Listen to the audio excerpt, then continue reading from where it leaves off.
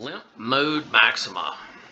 This is a 2007 Nissan Maxima 3.5 liter with a CVT transmission. This car comes to me for a second opinion. They were told that the CVT needed to be replaced.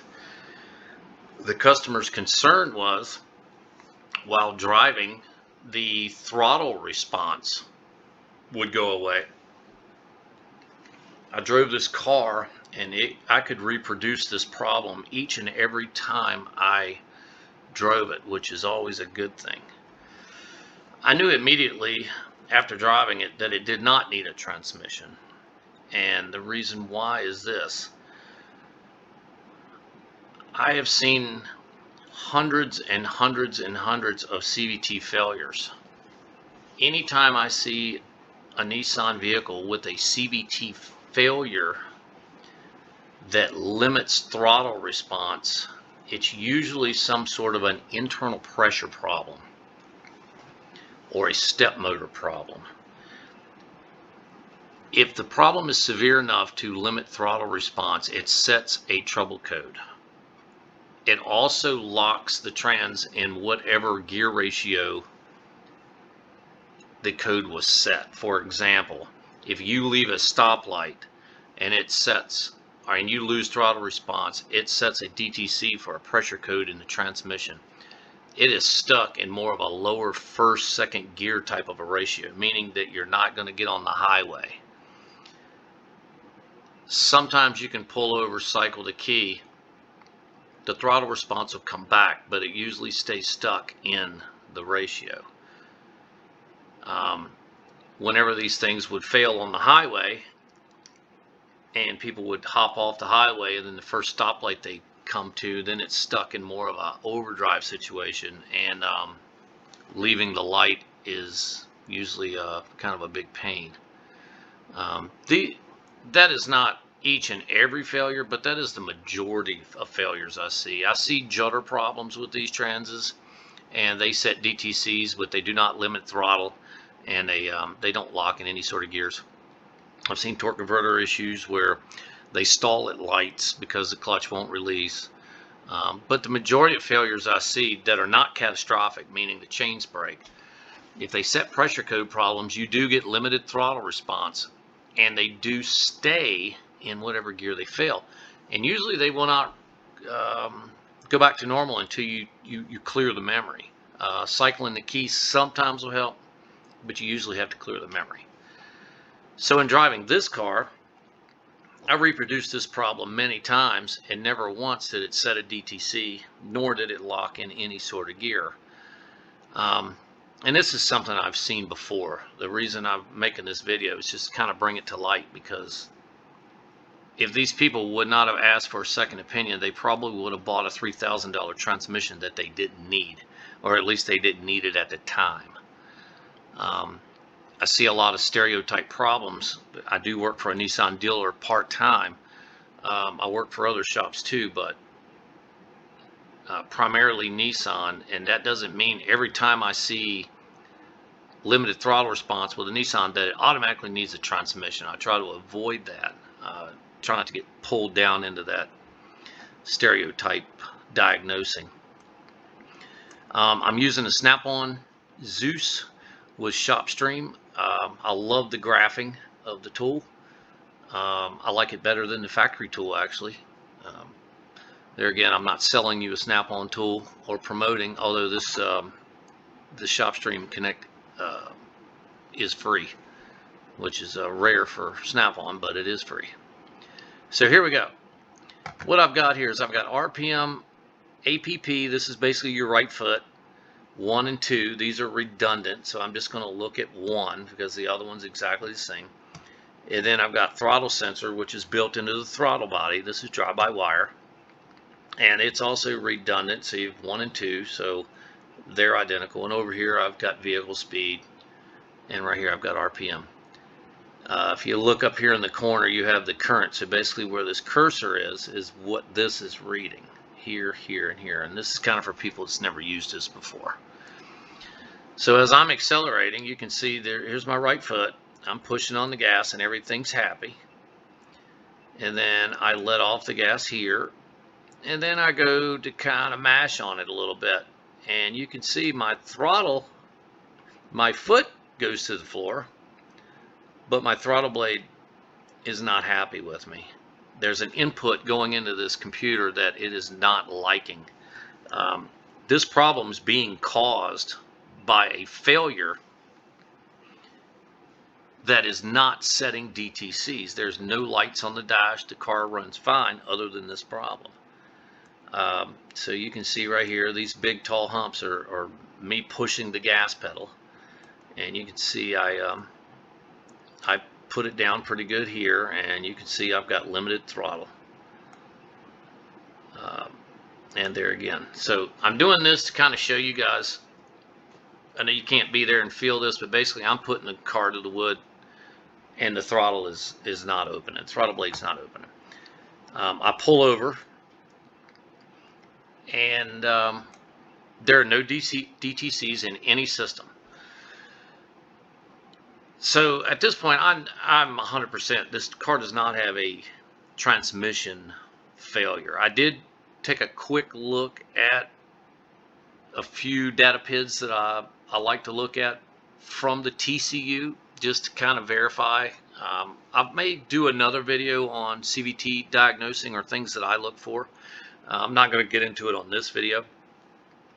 Nothing was alarming to me during this incident. So I'm ruling out CVT issue.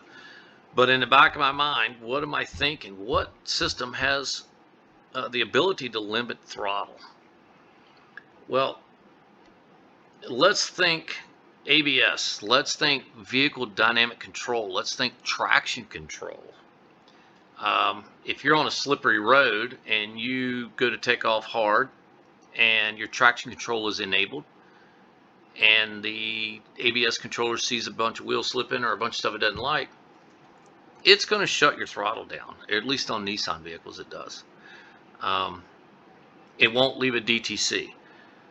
The only thing I didn't like about this car is usually when I see this problem, you'll get a little flash, a little traction control light will flash or let you know that system's operating. Well, this car did not do that, which there again, I'm glad they brought it to me to give them a second opinion. I think I definitely saved them a lot of money. So now I'm thinking ABS problem. What's the main input for ABS? Wheel speed sensors. So I'm going to get out of this file here, and I'm going to put up a quick data file on the wheel speed sensors and show you what I found, and then we'll go from there. Hang on. Here's a graph of all 4 wheel speed sensors, and you can kind of see where the problem is. See all this hash? This is the rear left hand.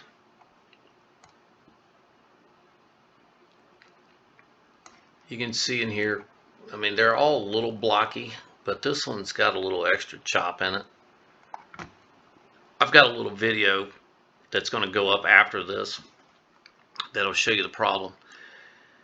What I found is on these cars, we'll call it the target. Basically, what the sensor reads off of on the rear of these cars, the target is magnetic. And these cars have disc brakes with inboard drum style parking brakes. And all the dust and nastiness and crap gets stuck to the target that the wheel speed sensor reads off of, and gives you lots of this crap right here. Now the front sensors, the sensor is magnetic. It doesn't get near the amount of clutter built up on it. So it's just using a little bit of common sense, having a scan tool that has some good graphing. I have not used all scan tools. I've used a Snap-on and a little bit of Autel and a factory tool. There may be better than all of those out there, but I do love the graphing with the Snap-on tool. But I can tell you, this crap right here if you measure it out pretty much at any of these low peaks, you're looking at about a 3 to 4 mile an hour difference between these three and this guy. And I don't know how the software is written. I don't know much about what goes on inside those ABS modules, but I do know that if it's getting garbage like this inputted into it, it's going to make some really bad decisions. And in this particular case, it wasn't sure what was going on, so it just said, hell with it, you're not getting any more fuel. I'm limiting throttle response. That's my best play right now, and that's what I'm going to do. And that's what this car did. I'll show you the video. I'll put it up. It's a little video. Basically, I pulled the hub out of the right rear or left rear. Actually, I did both. And you'll see. So there's only one other thing that I've seen with these vehicles, and I do not have a video or a capture of it. You almost need the scope to see this. There's one other issue that I've seen that limits throttle response, and that's anything to deal with the brake light circuit. Meaning the brake light switch failure, which I've seen, cracked tail lights. This is a big one. Hairline cracks in tail lights to get moisture and somehow create some sort of crosstalk or corrosion in the brake light circuit, giving weird erroneous inputs. It's almost like if you go down the road and you left foot the brake and you try to give it gas, well, the gas will go numb. The throttle will not respond if it sees a brake input, at least on Nissan cars. I've seen that repeat itself a couple of times. So basically, if I get one of these cars in with this exact scenario and all my wheel speed sensors look normal, which I'll show and after I've cleaned them, then I start looking at moisture, corrosion, anything. I really scrutinize the tail lamp or brake light circuit, all the way from the rear of the car all the way to the switch at the pedal. So that's kind of a little what I've seen, FYI, tech tip, whatever you want to call it. But this is the issue. This wheel speed sensor was freaking out my ABS module. These wheel speed sensors are hardwired to the ABS module, and then the ABS module projects all this information out over the CAN network. So this was not a CVT issue. This was an ABS module having a panic attack because it wasn't sure what to do with this choppy signal. So it was, guess, programmed by someone smarter than me to limit throttle, and then I was tasked with trying to figure it out. And I've seen this before. Unfortunately, I've seen cars with this problem that have had new transmissions put in them, and I don't know who paid that bill, but I'm glad it wasn't me. So I'm going to put up one more little scan data of after I fixed it. First, I'm going to put a video up of the actual wheel bearing before and a spot where I've cleaned it, and I'll go over that real quick, and then I'll put up an after, and then I'll let you guys go for the evening. So thanks for watching so far, and hang on. Alright, so here's a picture of the hub assembly. You can see the bolts. These are bolt in. You just take the caliper off, the brake rotor off, and take the bolts out of this guy. And let me zoom up just a little bit. How does that work? Nope. Let me push that. Alright, so you can see this area right here. That's kind of where I took my finger and cleaned, kind of cleaned the mess off to give you a little bit of reality as to all this shit, all this grime. My picture taking skills are terrible, but this would go all the way around, and all this buildup of all this crap here from years of rust, brake dust, you name it, has stuck to this thing, and it was giving it some really bad readings. You saw that in the scan data. So literally, I pulled both of these rear wheel bearings out, took a rag, I cleaned all this mess out because this is magnetic. I cleaned all this mess out, redrove the car, and it was fixed. And that's, you know, that's a $3,000 CVT right there.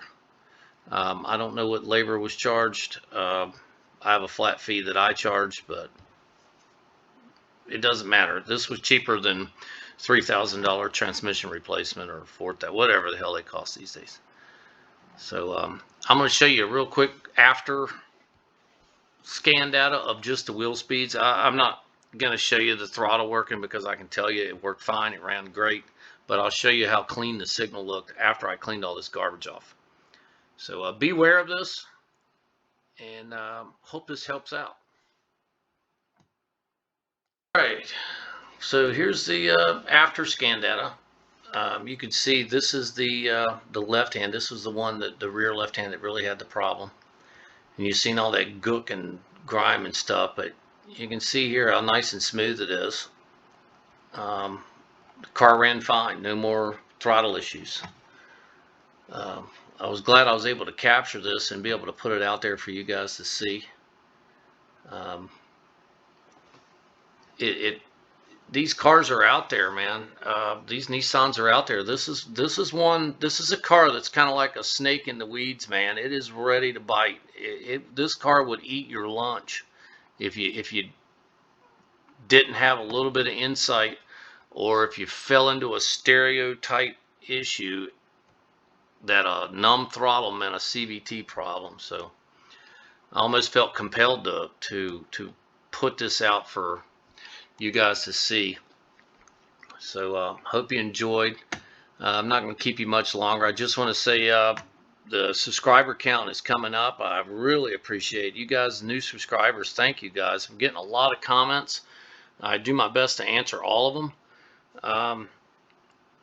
I really try to put new content out every week. You know, the content that I put out is stuff that I find in the shop. So if I go through a week and I don't get calls at the shop, or I don't run into a lot of cool stuff, obviously it's going to be a slow week. We're coming into a holiday. Doubt you're going to hear much from me. I will be answering comments if anybody wants to post. But I do have a few more things in the works. I'm always working on something going on. So I want to thank you guys for subscribing, new subscribers, everybody commenting. Like I said, share. Please feel free to share any of these videos. There's links somewhere on the channel. I think it's in the About section, or maybe it's not there, but it could be around in there. But I'm really digging putting these YouTube videos together. Getting a lot of interaction. Everything seems to be positive so far, which is great. That probably won't last forever, but hey, we'll cross those bridges when we get there. So you guys have a good Memorial weekend. That's coming up. I think this video will probably be out on the 18th or 19th. You probably won't see much from me. I'm going on a little vacay. So you guys be safe. Look out for these. Look out for this trap right here. This could be a trap. Hopefully it's not. If you've seen this video, I definitely know it won't be. So thanks again. Have a good one.